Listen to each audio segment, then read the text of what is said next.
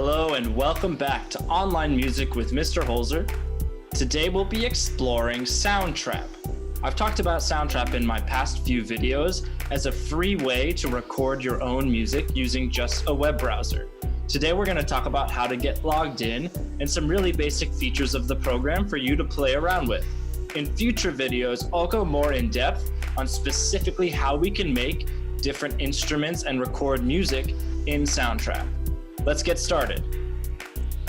First thing we're going to do is open up a web browser. We can use that same website, bit.ly/afremotemusic, to access Soundtrap. Once on that website, click the Making Beats tab and you'll have directions to Soundtrap. You can also just type in soundtrap.com. Soundtrap.com is the website for our beat making tool. All of these links will be in the description below as well. Let's get logged in. When we open Soundtrap, this is what the homepage looks like. Let's click the login button in the top right corner. If you click join now, you might get some information about a free trial or creating a login using a different username.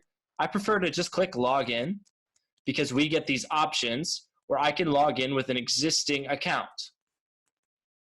Now, if you're at Achievement First, you already have a Google account, so you could just choose login with Google. You can also make an account with Microsoft or with Facebook.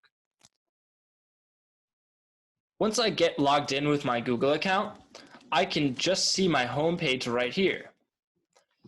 We can change our name. We can update the information about what instruments we play. This is also a social platform, so if you like that, you can get followers and follow other artists that use Soundtrap to make beats. We can also see that all of my projects are always on my homepage.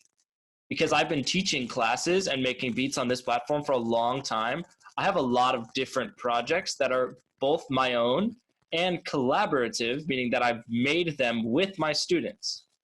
We'll talk about collaboration a little bit later with Soundtrap, but for right now, let's just get started. In order to enter the studio where we make beats, you just click Enter Studio, or up on the top bar, you can click the word Studio. The first screen that will pop up when you click on Studio is this option to pick either a music project or make a podcast. Since we're going to be talking about beat making, we're going to pick music. Let's get the lay of the land here and talk about what exactly we're seeing when we open Soundtrap. It's really important we know what we're looking at because it will help us navigate as we start to make music. Up at the top, we have a bunch of different options like we do on any program on a computer. We can open recent projects. We can export our project, meaning we can send the sound out as an MP3 or WAV file so we can share it with people on a computer. There's also a Share Project button. Under Edit, we'll see different options for editing our actual music as we make it. Under Settings, we have a few settings that can change our sound quality or our MIDI settings, MIDI being that computer language we talked about in our last video. The MIDI settings is if you're using a keyboard along with your computer. If you click Tutorials, you could actually see a bunch of video tutorials that Soundtrap already made for us. These tutorials could be helpful for getting started, but I find they're not as detailed in walking us through exactly what we're seeing and taking a very informed approach to using Soundtrap as a music making platform.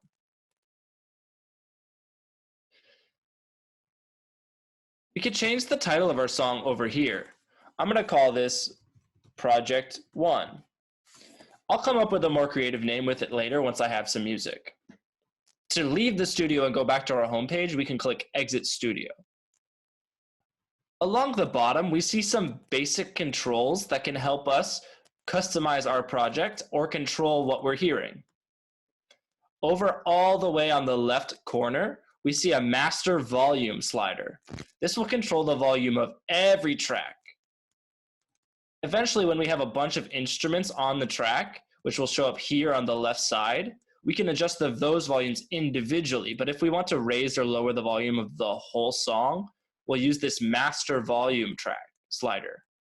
These buttons on the very bottom help us control some things about the playback of our music, meaning what we're hearing when the music is playing.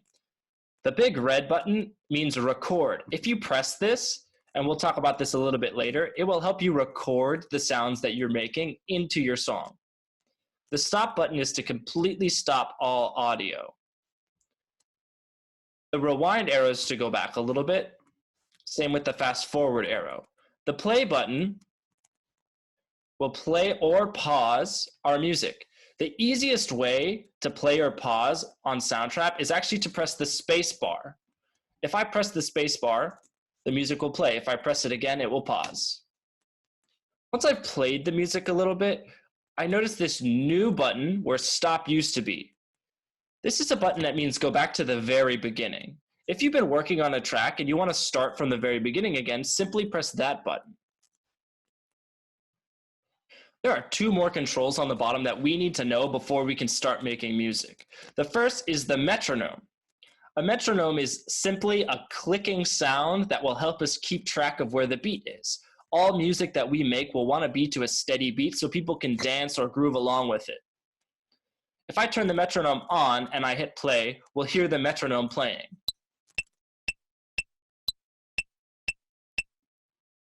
If you click the settings gear right next to where we turned the metronome on, we'll be able to pick a different sound or adjust the volume of our metronome.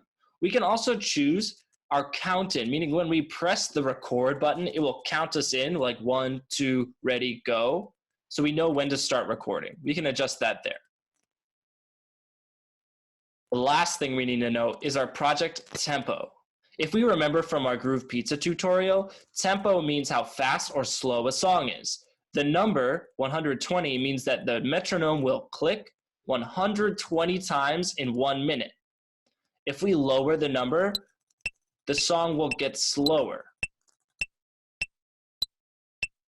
I can also type in a number like 200 for a very fast song.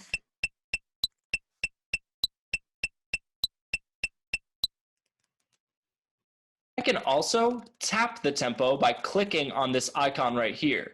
If I have a beat in my head and I want to start a song with it, all I have to do is hear that beat and click along with it.